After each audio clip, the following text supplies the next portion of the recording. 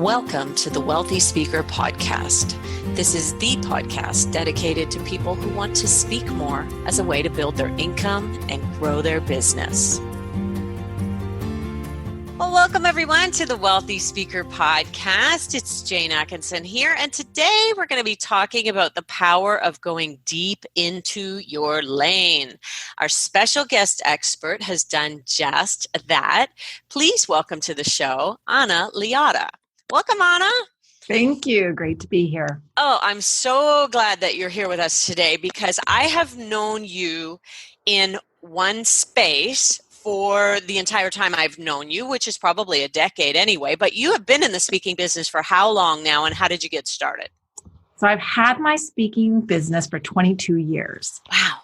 And I got started, I've always loved giving presentations. My first really big presentation was to 5,000 people when I was 16 years old at a conference in Japan. What? How did you land yourself there? Well, I won a scholarship to be an exchange student in Japan. And it was given by Kikkoman's Soy Sauce Company and the future love the product. Homemakers. Thank you very much. Yes, thank you very much. And the future homemakers of America, which is just so generational because that's not even the name of it anymore. It's the future leaders of America. But at the time, I was pretty darn thrilled because I grew up on a working farm in Eastern Washington State as the youngest girl of 19 children.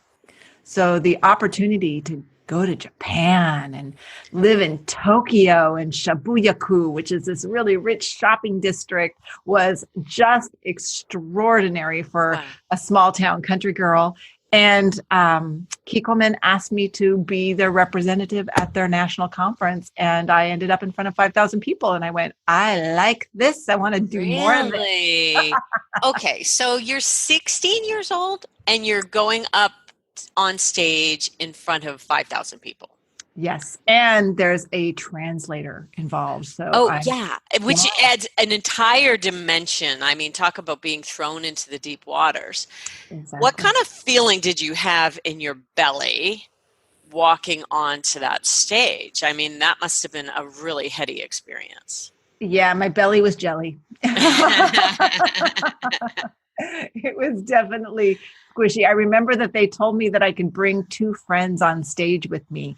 So before I gave the speech, 2 of my friends were sitting right next to me and they kept whispering, you can do it. You can do it. You can do it. That's so nice. But, once I started speaking, I was like, really? You caught the bug early. Exactly. And so tell us a little bit fast forward in time into actually beginning your speaking career. And I know this partly goes back to your family life growing up in such a massively huge family. That's right. 19 children. Yes, there's a bit of a blend in there. People always want to know, but my mom did have 13 of us, single births, Catholic, for those of you doing the math at home. And then she passed away very young. She actually passed away at 44 years old from cancer. Wow. And she told my dad, I don't expect you to live the rest of your life alone. I understand. And there is a perfectly wonderful widow right down the road, which was her best friend. And we had loved her for years. She'd been my mom's best friend. She had 6 kids. And a couple of years after my mom passed, my dad and that lovely widow fell in love. And together they celebrated 31 years of marriage. So I got to call her my bonus mom. That is an extraordinary story. And how old were you when your families blended? 12 years old. You were 12, and now you were the youngest of 13. And so you started to recognize early on that the difference in generations was something that was, you had an awareness for it right from the get-go, I imagine. I really did. It's funny. There are moments in our life that kind of are stamped with that, like, this is important moment. Mm-hmm. And my dad was a GI Gen. So he was older than most of my peers' dads and moms. And there were little things like all of my friends' parents were baby boomers and they wanted you to call them by their first name. because calling them by Mrs. made them feel old. I Oh, remember distinctly having to explain to them that while I appreciated the invitation, my father would spank me when I got home if he ever heard me using their first name. So, for him as a GI Gen, that's even before the traditionalists, it right. was an absolute hard stop, authoritarian, you do not do that. And I remember at 16 years old, I was in this tearful conversation with my dad. I, being a Gen Xer, was a bit neurotic and wanted more feedback about how I was doing. And I remember saying to him, why can't you just say you love me? Right. And like tears streaming down my face. And he said to me, I put a roof over your head. I put food on your table. I put clothing on your back. That is, I love you. And I'm like, but say it. Right. And then about 3 years later, I was in undergrad and I was taking an organizational development class. And there was this video by a researcher called Morris Massey out of Canada. I And he remember. I know that name. remember this? Yeah, Yeah. Morris Massey, social scientist. And his video was called What You Are Now is Where You Were When. And the core premise was something happens to you when you're 10 years old that fundamentally changes the way you see the world. And my thought now at 18, almost 19, was what happened to my dad when he was 10 years old? And I realized at 10 years old, he was living in an orphanage and the Great Depression was on. And anyone in the orphanage that had any kind of family got pushed back onto the streets. So at 10 years old, he found out that he had aunts and uncles and grandparents who were alive that had not put a roof over his head and food on his table, clothing on his back. And it changed. Like there was this moment and I went, I get why for his, what I would evolve to be my intellectual property, his generational code from those formative experiences. We know from knowledge studies that between 8 to 18, our brains are developing. And when there's events and there's leaders and there's icons that we're observing and there's an emotion with it, it creates an imprint. And those imprints create an algorithm that we use the rest of our life. So I ended up writing my honors thesis in undergraduate on generational dynamics. And that's really where it began. And we won't say quite how many years ago, but it's a lot of years.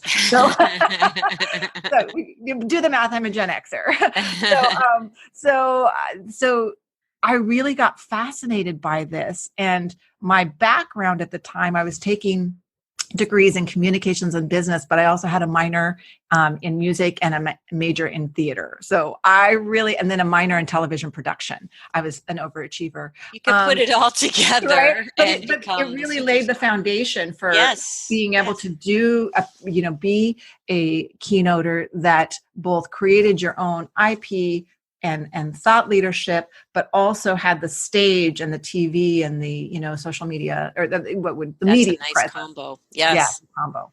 Very nice combo. So that was probably when you did that thesis, was where generational code, which is your brand, was kind of starting to unfold.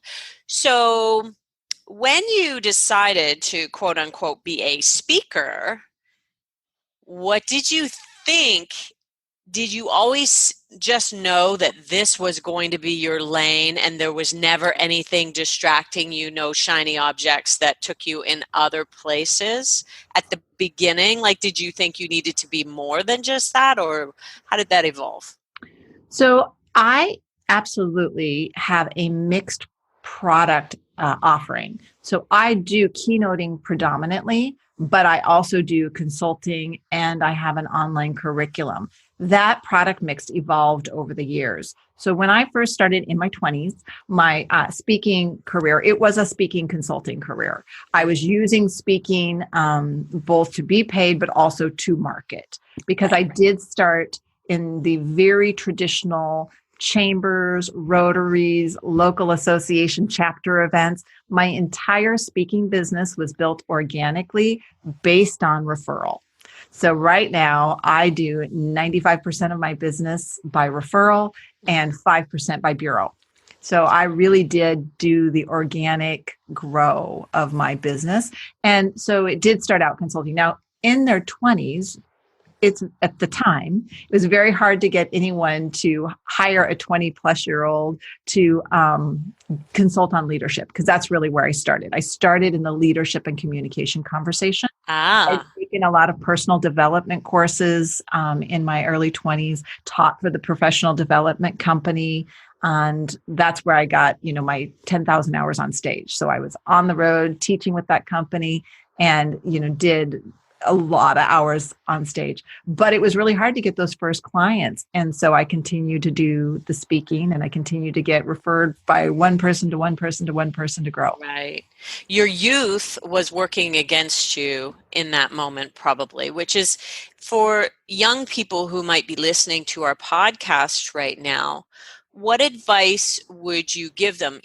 By laying your flag post into generations, did that not become easier for you? Because Absolutely. you're you're speaking about something that you're actually living in that moment, so the congruence kind of feels a little bit more aligned. Does that make sense? It does make sense. And for me, there was a duality to the choice around focus. The first thing was, people would say to me, Anna, we get that you're smart. You might even be more than smart. You might be brilliant. We just don't know what to hire you for, because I had too many things that I was good at. And so I could be good at sales. I could be good at marketing. I could be good at communication.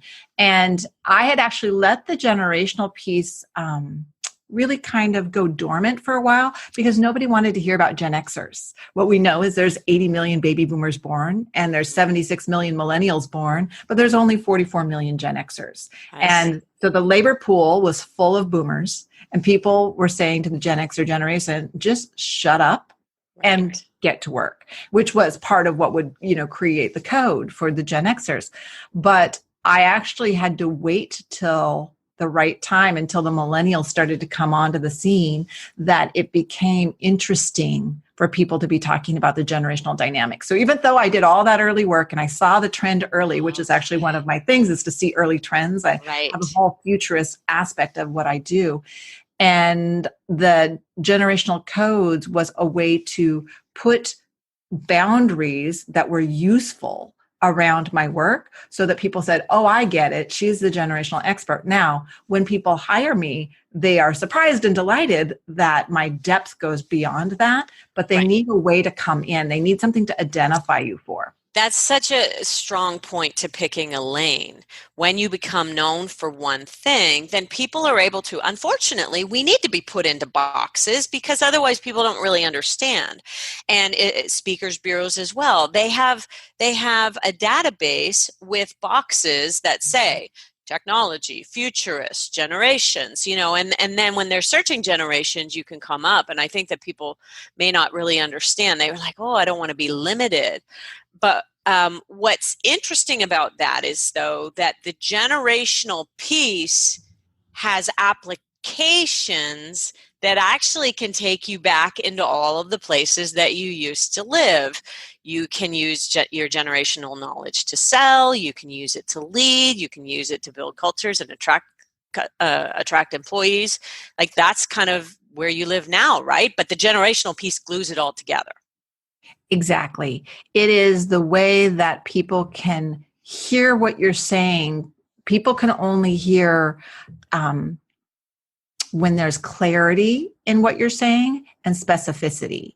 If you say, I do these 12 things, their brain stops after you say 3. They're like, I can't even. We cluster. It's a human dynamic, the human phenomenon. We cluster. And if you want to take it, out of the person and you put it into the algorithm of online, Google is doing the same thing right now. If you are trying to get your YouTube videos viewed, and every single title of your YouTube video suggests doing something different, Google doesn't know what to send people to you for. because it keeps looking for, can you tell me that you speak on generations, you speak on millennials in the workplace? If I continue to say that, Google goes, oh, I get it. I need to send people to her Yeah. for that. So it needs to see enough surface area of consistency. And the human phenomenon is the same, because they need to be able to refer you to something. So as a newer speaker, or even a speaker who's been in it for a little while, you may have gotten diffused in what you share with people because you're trying to catch all, but you actually are confusing all instead of catching all. And it makes it harder for people to know what to refer. Right. And every time you do a speaking engagement or a workshop or something that is outside of your lane, you're really doing your brand a disservice, and you're confusing the buyer because now they know you for that versus where your core lane really lies. Exactly. Did you ever do that early on in your back in the day? And I want to kind of circle back because the Rotary and everything thing I think is really interesting for how people get started. When you first started, did you say leadership? Sure, I can do that. Communication, no problem. What mistakes might have you made early on? Well, I hate to call any of them mistakes Yes, it's true. It's because really a building. it's a building. And I think that's a tough thing for someone that's earlier in their career, is they think it's linear, and it's Mm-hmm. not. And so I don't want anyone to feel like they're making mistakes if they've Sure. chosen to go broad. But what I would say early on, I was taking what I could get, because remember, this was all organic, bootstrap, just grit. Right. My business is built on grit. I didn't come with a large corporate background. I Mm-hmm. didn't have a huge network. I had a network of bupkis, basically. That's an old term, bupkis. I like it. I'm old. I'll take it. Thank you very much. You'll every once in a while it will leak out that I had a GI Gen parent, because I'll come up with Yes. terms and my friends are like, how old are you that That's you funny know because you that look term? young. People are probably like, what? What was that? But anyway, okay, bupkis. So I did not. I came out of grad school with, a master's in interpersonal communications and intimacy and marriage. That's what my body of work. Now, but that intimacy and marriage would lead to looking at the dynamics of how people relate and how they connect and how they define their relationships. So even though early on I did leadership and communications and a little marketing, so I did time in which I coached entrepreneurs on how to set up their marketing and grow their business through communication and who they were. In fact, I even did a little bit of time when I taught feng shui and clutter clearing. Oh, yes. I got very deeply into feng shui and clutter clearing and stand by it today. But the interesting thing is that understanding how our space reflects our life and our life is reflected in our space became really important when I would then coach organizations about what made their space attractive or repellent to generations. So it does all come together. Comes All of those together. pieces.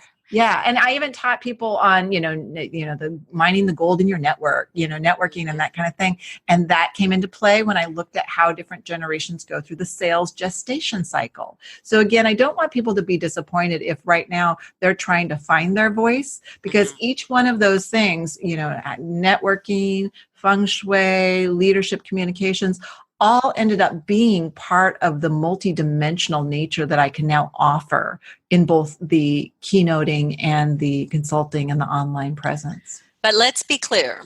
If you had a list of all of those things as topics on your website, your client would be confused. And that's really part of the point of today's podcast, is really to talk to people about, let that be a part of your overall breadth of knowledge and continue to apply it on your lane. I love it. Talk about, you have a fabulous book. Talk about when in your business did the book come? I still want to circle back to the bootstrapping because that's very interesting. We'll go there in a second. Mm-hmm. When did the book come, and how much of a game changer was that for you? So I'll start with the second first. It was the ultimate game changer. And it came after I had been speaking on the topic exclusively for 10 years. So if anything, I wish I had written it earlier. Okay. And because the reason it is a game changer is because people can see the complexity and the depth of your thought leadership. And Yes. still today, it came out in 2012. And still today, it's used in universities. It's used in organizations buy it for their entire company, sometimes without even bringing me. And then later on, they go, oh, who wrote this or that kind of thing. Yes. It still closes business for me. People will go on Amazon and they'll buy 7 books on generations, and then they'll read to see whose thinking they connect with and who do they find accessible. So the book was the ultimate game changer because it differentiated me between the other folks that were expressing thought leadership in this space. And Right. people recognize, oh, this is the rhythm and the cadence of how I want to deliver this, and how her thinking, the depth and style. And so when they call me after that, they know they want me. I love that, because you're really, not only are you saying, okay, this is my lane, but you're saying this is my thinking around this lane, and your IP well runs very, very deep based on all of the background that you brought to the table. And I think that is, let's make sure we name the name of the book is Unlocking Generational Codes. That's right. Okay.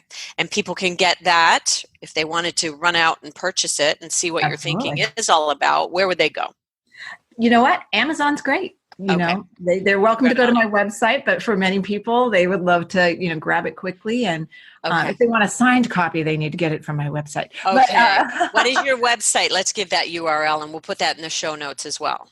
Exactly. So AnnaLiotta.com, ANNALIOTTA.com. All right. Okay. Not to be confused with Anna Liotta, which I totally had been calling you in my head for a long time before. It's a Sicilian dialect, how my name is said. So both first and last. I do understand people always trying to make it some, Florentine Italian, but it's a Sicilian dialect. Waiaiata say Liotta. I love it. All right. So let's go back to the beginning days, because you did not land on the top of the mountain. And it was like you said, it was a trek to begin. So you decide you're going to become a professional speaker, and people say, hey, you just need to get out and speak to anyone who will listen for the first X number of months. And that's what you do. You talk a little bit about that. So initially, you are not only talking so people know about you, but you're getting out there so that you really hone your craft. There's no way to get better at this without speaking. Right. You can't just spend time writing, wonderful scripts or, imagining yourself. You actually have to get out there, and you have to speak, and you have to see what resonates with the audience. And so that's why to this day, I will still say yes to a Rotary Club. Now and again, not all the time, but particularly, well, I believe in the mission of Rotary, and I was a Rotarian for 20 years. But I will still say yes, because that's where I will test new material. I will check something out to test the resonance. Now, that doesn't mean I don't test new material in a keynote when 90% of the keynote is something that is tried and true, and 10% I'm checking, I'm seeing, I'm bringing out new things. That's absolutely there, but you do have to get out and let people see who you are, what you're doing, and doing it in your best light, doing it when you're lit up and you're on, because there's nothing like people sharing about you with other people. You can do all the marketing in the world, you can do all the online stuff, but when someone else says, you gotta see this woman. Right. And the funny thing in my space is, there are a lot of people who have done something in my space at an inch deep level. And it's actually damaging, because then people think, oh, well, that's all there is to this. So for me, when people actually see my depth and my, humor and my approach to this topic, it's the best referral possible. Yeah. So if I have a gap in my speaking schedule, I'll get out there and do something in the showcase space so that it keeps that fresh. Very nice. Very nice. So one of the things that I've noticed you doing, because I actually, you were beautifully generous to offer my husband and I access to a club that you have some leadership at. Not only talk about the leadership that you do in your community, what's coming up with NSA, the National Speakers Association. Talk a little bit about that and why you feel the need to go out and put yourself out there in these ways. Mhm. So, over the course of my career, I've had the honor of serving on 53 different boards of My universities and charities goodness. and nonprofits, and being the president 20 and now in July 21 times as I take on the national presidency of the National Speakers Association. And I chose that path because very, very young, my father had said to me, honey, if you're going to join something, then get into leadership. There's no better way to get to know people than to serve alongside them. Mm. And so I took that philosophy very early, You starting really back did. in high school. You're the ultimate overachiever. There may be some truth in that. Yes. um, Okay. and one of the things, this profession of speaking Hmm. can be very lonely. Yes. It seems glamorous, but you're on a lot of planes and in a lot of Ubers and in a lot of hotels, but alone. Hmm. And I felt very strongly that I wanted to stay connected in my own city so that I had a larger community that I was plugged into, and I wanted it to be a community of service. Mm. So I've been on the board of many organizations and universities because it kept me grounded, such that when I'm on the road, I'm not without connection. Now, Facebook has come along where you can stay more connected, and thank Sure. goodness for NSA, because the National Speakers Association is where other people understand what it is to go from being a rock star on stage for 60 minutes where people are like, oh my goodness, that's wonderful. Yes.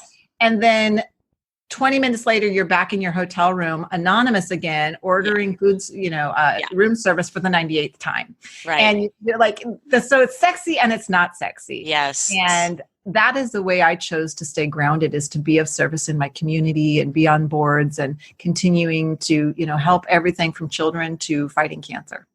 I can't even imagine how much that has enriched your thought leadership, because you don't take on the president's role at an organization like the National Speakers Association and not, I mean, that's a big deal. Mm-hmm. And that's a huge year for you. And when does your presidency start? July 30th at 9 a.m. Okay, so how are you shoring up your business to ensure, because we've heard that that can be a really rough year for the president's business. Mm-hmm. How are you, what do you do to prepare for that? So 3 years ago when I was elected, so there's an arc Mm-hmm. of time when you are, first put your hand up and then when you're elected. And I started to recalibrate the portfolio mix of my business. Okay. At the time, it was 75% keynotes, 25% consulting, and mix in there, starting to have some online income. Of course, yeah. What I have recalibrated it for right now in this next year is it is 50% speaking, 50% online education. So I have the Generational Institute is my full online curriculum that goes through generational codes, leading across the generations, selling across the generations, and customer service. So I have a full and robust LMS that's available for enterprise level buyers. And so I really put my time into having more enterprise buyers, such that when I scaled down my platform time, I had scaled up my other revenue so that it would not be a devastating experience. Because it is, I'll do 25 weekends on the road on behalf of the National Speakers Association at chapter events and international. Right. Yeah. And that's a lot of time off the calendar. For sure. So it is something that it is a service thing. I believe strongly in supporting other people to grow their speaking business, and this is one of the ways to do that. And it's a seminal moment in your professional career to be selected by your peers to lead them. Well, congratulations on just all that you've done to give. And I know that this is not without its take its toll on your family life and what have you. So I just really admire that you are as brave as you are moving into this. So we've really covered a lot of ground here. What what are like one or two things that you saw happen in your business trajectory that you thought, well, that was a pivot, that really worked, or that really didn't work? What are kind of one or two things that you could say were really, really helpful and then really, really not helpful? So you've touched on two of them, which is narrow the focus Mm-hmm. and be clear about what you're doing. What I would add to that is when you say you're everything, you cannot charge as much. A Mm, generalist cannot charge as much. Right now, our Gen Xer and our millennial audiences and buyers are looking for an expert, not an everything, right. because they can find everything on the internet. And so I would say that the more I develop my thought leadership and my IP and share it online so that people understand who I am and how I think, the more I can charge for my thought leadership and my Mm-hmm. IP. And Yes. so understanding that being everything to all people is expensive and it will cost you Yes. In the long run. in the Yes. long run. In the long run, yeah. And the other thing that's going to be a surprise is when I increased the help I had in my office, I could also increase my fees. So this is going to be have a little bit of a gender specificity to it right now, and it may not play the same way for millennials and the globals that come after them, Mm-hmm. but for baby boomer and Gen Xer women, I am not the first person to answer my phone. So when an inquiry comes in, they don't get me immediately. They get my admin, Mm-hmm. Amber, and Amber calls them back and she sets up the call. And that is actually very important because being too available, particularly as a woman, actually decreases how much people pay you. In Interesting. my experience, right? So Okay, people, yes, you're if just you want, talking from what you know, and right, so just from what I know, that sure. having someone else on the front line fielding that first level Mm-hmm. is actually really important. Now, I'm not saying bring someone on full time. Mm-hmm. That's expensive, and you may not be in your business at the point where you can actually do that. But as soon as possible, you want to move some of the administrative front facing things off your table. Now, guys actually have it a little bit different. I've got buddies in NSA that say, I love being the first person they talk to. I Mm-hmm. pick up the phone and I do that. And for gentlemen of Gen Xer and Boomer persuasion, they get credit for being available. They're like, oh, wow, Right. you called me? That's so cool. It does not play generationally the same way. And so for me, one of the things that really worked is when I brought on an admin that Mm-hmm. did that frontline, take care of the client communication piece.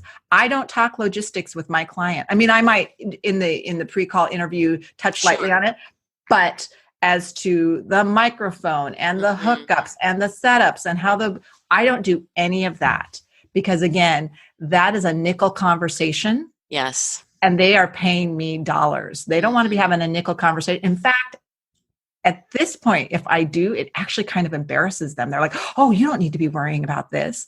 And as you elevate your IP and your performance, you want to make sure you elevate your operations as well.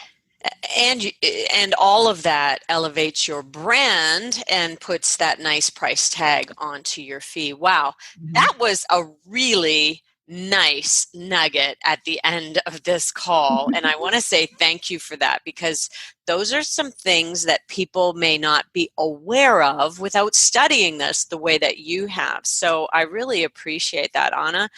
Thank you so much for your time today. If people would like to grab Unlocking Generational Codes, please go to Liotta. AnnaLiotta.com. We'll put that in the show notes. Well, thank you for being here. For those of you listening, Wealthy Speakers, please come on back and see us another time. Make sure that you subscribe. out on iTunes. Leave us a rating and a review, and make sure that you subscribe to the show. And with that, we will say, see you soon, Wealthy Speakers. Bye for now. Thanks for listening to the Wealthy Speakers Show. Please visit speakerlauncher.com for your free Wealthy Speaker audit, and visit speakerlauncher.com/podcast for show notes and many more resources to help you catapult your speaking business. See you soon, Wealthy Speakers.